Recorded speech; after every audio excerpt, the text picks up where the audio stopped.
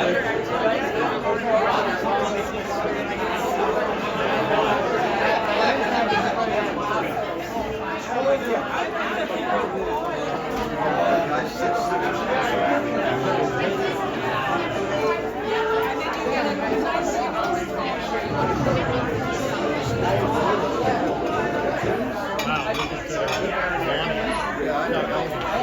looks good. Professional model. She's very good looking.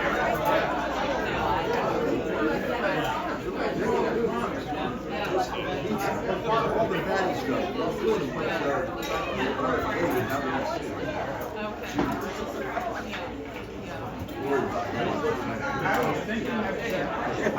Ladies and gentlemen, escorting the President of the United States and the Vice President of the United States, ranking member of the Joint Congressional Committee on Inaugural Ceremonies, the Honorable Deb Fischer, House Democratic Leader, the Honorable Hakeem Jeffries, and Senate Majority Secretary, the Honorable Robert Duncan.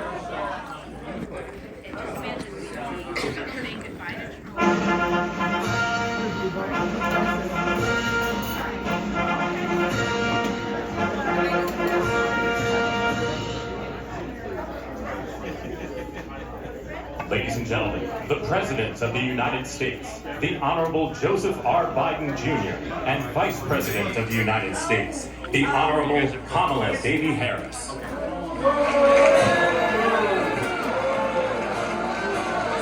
Bye-bye. Goodbye. Sayonara.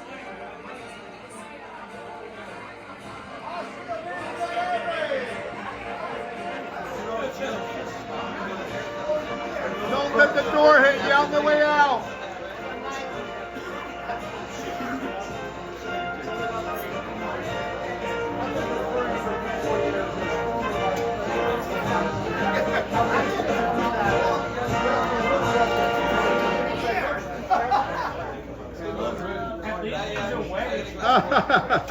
Ladies and gentlemen, escorting the Vice President-elect, the Executive Director for the Joint Congressional Committee on Inaugural Ceremonies, Mr. Michael Wagner, Senate Deputy Sergeant-at-Arms and Doorkeeper, Jason Bell, and House Deputy Sergeant-at-Arms, Mr. Sean Keating.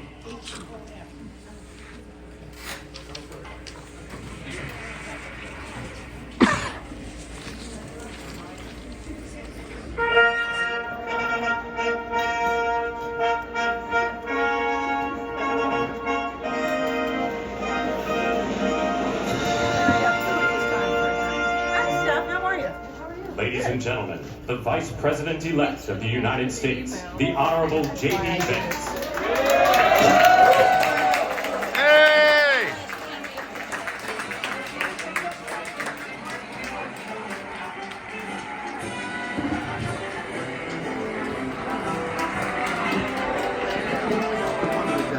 Right over to the Capitol was with Harrison dancing in the park. I can't imagine having make a conversation with her. His wife behind him. He met at Yale Law School. He's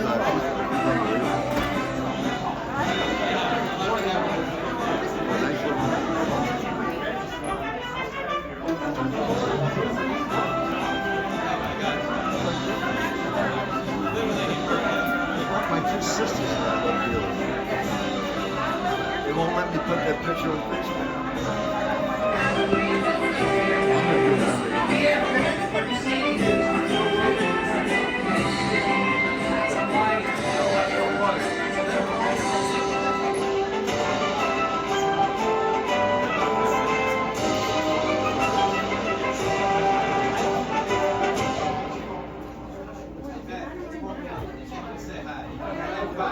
Ladies and gentlemen, escorting the President-elect, the Staff Director for the Joint Congressional Committee on Inaugural Ceremonies, Elizabeth Farah, House Sergeant-at-Arms, the Honorable William P. McFarland, Senate Sergeant-at-Arms and Doorkeeper, the Honorable Jennifer A. Hale, Senate Majority Leader, the Honorable John Thune, and the Joint Congressional Committee on Inaugural Ceremonies, House Democratic Leader, the Honorable Hakeem Jeffries, House Majority Leader, the Honorable Steve Scalise. Speaker of the House of Representatives, the Honorable Mike Johnson. Yay! Senate Democratic Leader, the Honorable Charles E. Schumer. Boo! Congressional Committee on Inaugural Ceremonies, the Honorable Deb Fisher. And Chairwoman of the Joint Congressional Committee on Inaugural Ceremonies, the Honorable Amy Klobuchar.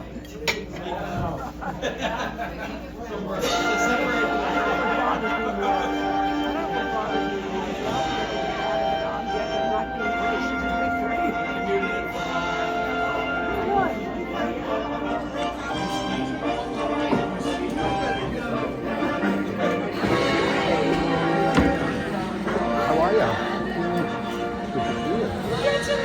Oh, we're making it. Ladies and gentlemen, the President-elect of the Oh, we gotta United watch States, this. Gotta the watch this. Honorable Donald John Trump. Oh!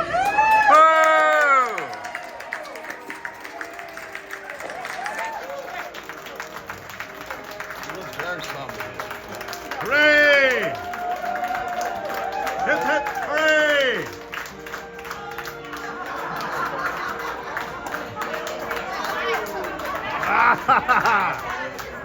Creepy Joe! Not a lot of love with those guys. Not a lot of love.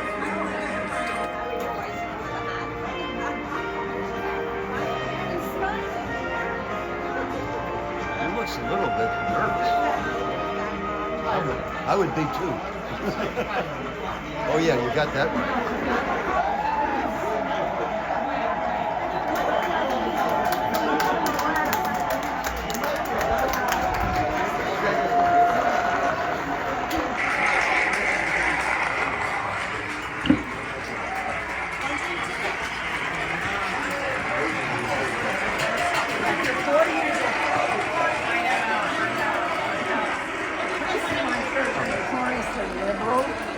Crazy liberal.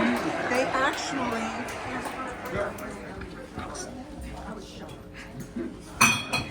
Ladies and gentlemen, please be seated. He looks so humble and sweet. Tell me about it. He's a handsome man. He is.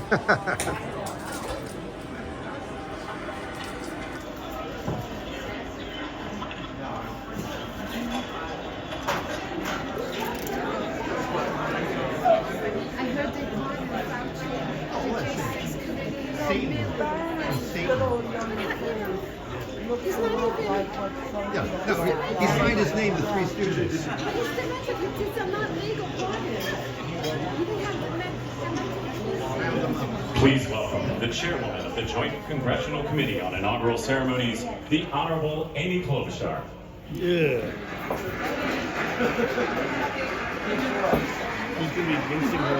Good morning, everyone. I'd like to vote for a beer. Welcome to the 60th presidential inauguration. Today, President-elect Trump and Vice President-elect Vance will take their oaths of office, and we will witness the peaceful transfer of power at the heart of our democracy.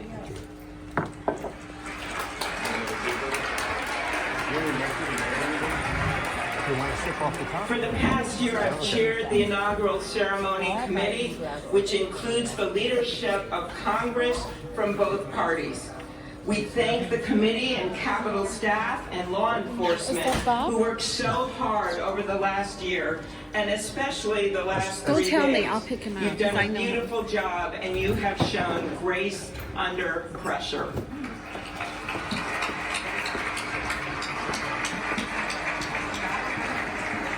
Our theme this year is our enduring democracy. The presence of so many presidents and vice presidents here today is truly a testament to that endurance. We welcome President Biden and Dr. Biden. We welcome Vice President Harris and Doug Emhoff, President Obama, President Clinton and Secretary Clinton, President Bush and Laura Bush, Vice President Pence, Vice President Quayle and Marilyn Quayle. The justices of the United States Supreme Court are with us, all 9 of them, I counted, and of course, the Trump and Vance families. This ceremony marks what will soon be 250 years of our democracy. It is the moment when leaders, elevated by the will of the people, promise to be faithful to our Constitution, to cherish and defend it. It is the moment when they become, as we all should be, the guardians of our country. Through war and peace, through adversity and prosperity, we hold this inauguration every 4 years. And today it falls on Martin Luther King Day, a further reminder that we must strive to uphold the values enshrined in our Constitution, the freedoms, the liberties, and, as is inscribed on the entrance of the United States Supreme Court, equal justice under law.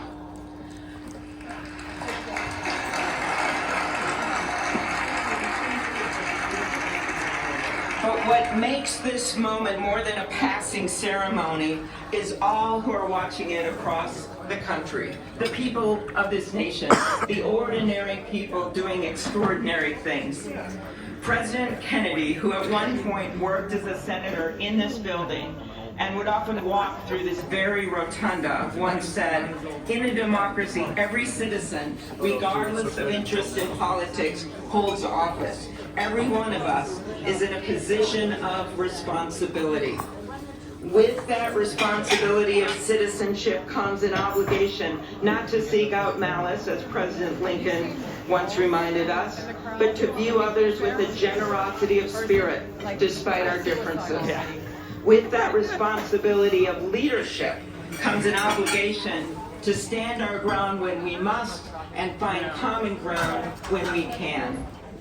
With everything swirling around us, the hot mess of division, it is on all of us, to quote an incredible songwriter who just happened to be born in my state, to ensure that our nation's democracy is our shelter from the storm.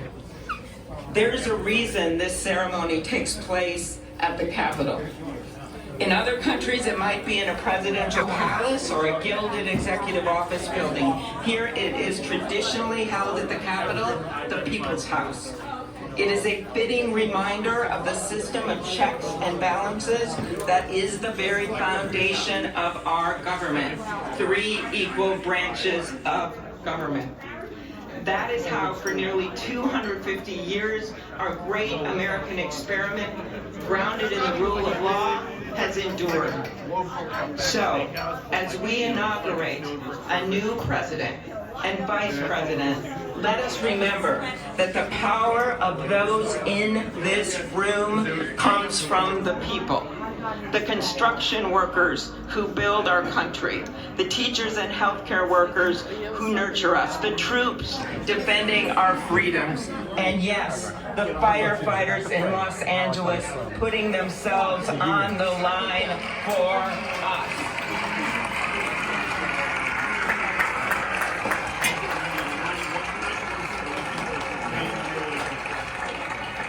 Our democracy's strength and grit must match theirs. May God bless our nation. Thank you.